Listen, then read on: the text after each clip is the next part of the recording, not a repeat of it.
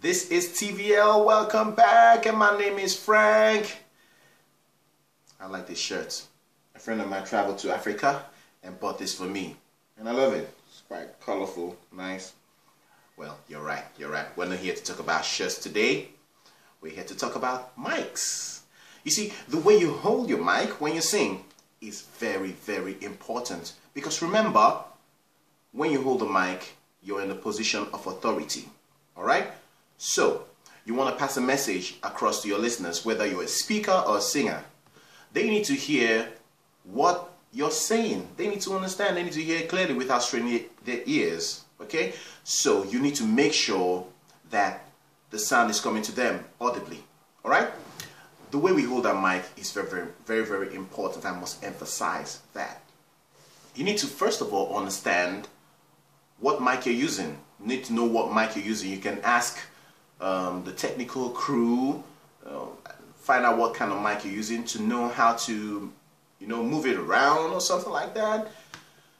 And secondly, you need to understand sound, how sound is produced, how sound works.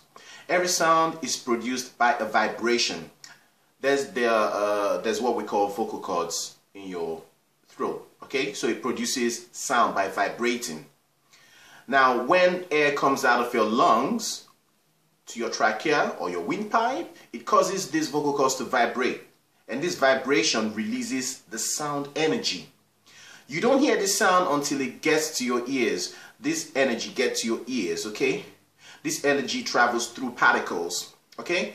Now, there are two types of sound waves.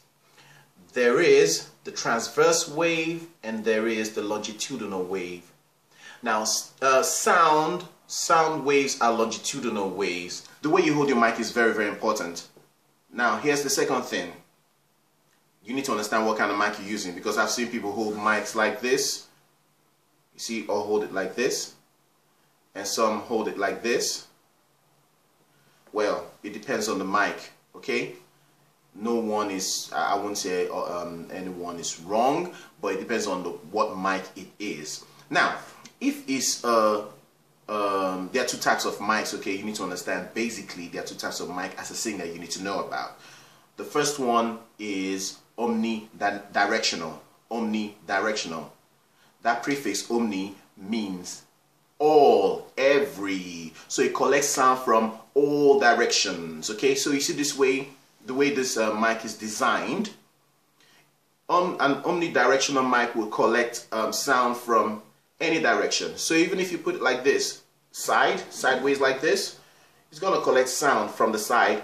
It's going to collect sound from the top, from all direction here, okay? Now, in that case, you can hold the mic like this. It's fine. It's fine. You can hold it like this. It's fine. You can hold it like this. It's fine. Whichever angle you hold it, okay? But don't hold it like this, all right? Okay, now, the other one is a cardio or unidirectional mic, and that's what it is. One direction. All right, so that kind of mic collects sound from one point only, and it collects it from the top here.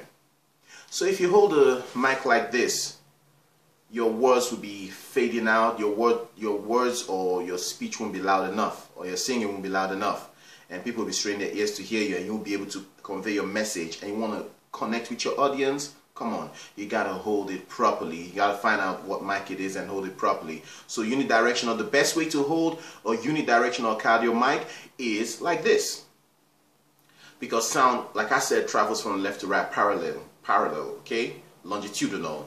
So it hits it here, and that way people can hear you clearly.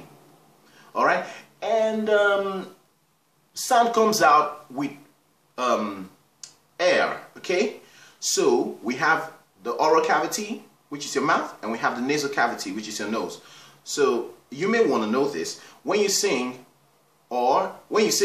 sound comes out from your mouth. But when you hum, sound comes out from your nose, through your nose, all right? So that's why, try to observe it. Try it and observe it. When you hum, the sound is not as loud as when you sing, because your mouth is closed when you hum, usually.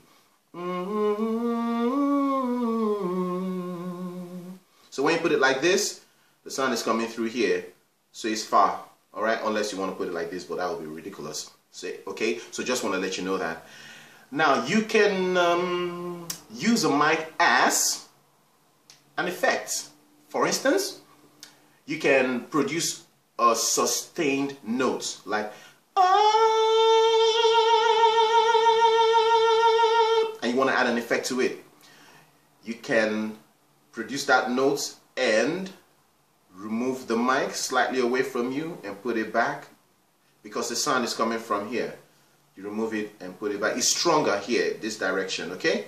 So when you do that, I'm going to show you. The mic is not on right now, but I'm going to show you what it will sound like. So listen.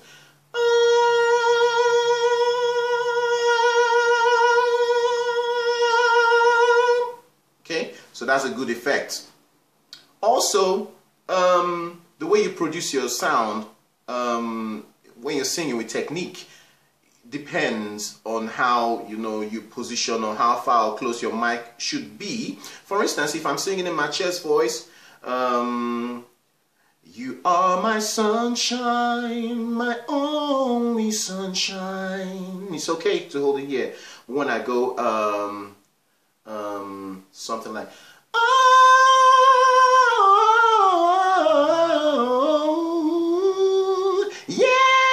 that might be louder, okay? So what you do in this case, probably you may want to take it, move it away from your mouth just a little bit, okay? Just to balance out the sound, okay? So you should know when you're belting out and when you're not. It depends on what you want. Maybe you want the sound to be louder when you belt out. It depends, okay? But just for you to have that knowledge so you'll be able to maneuver your way and create all sort of effects when you sing. And these are part of the things that capture your audience, okay? They should be able to hear you when you sing.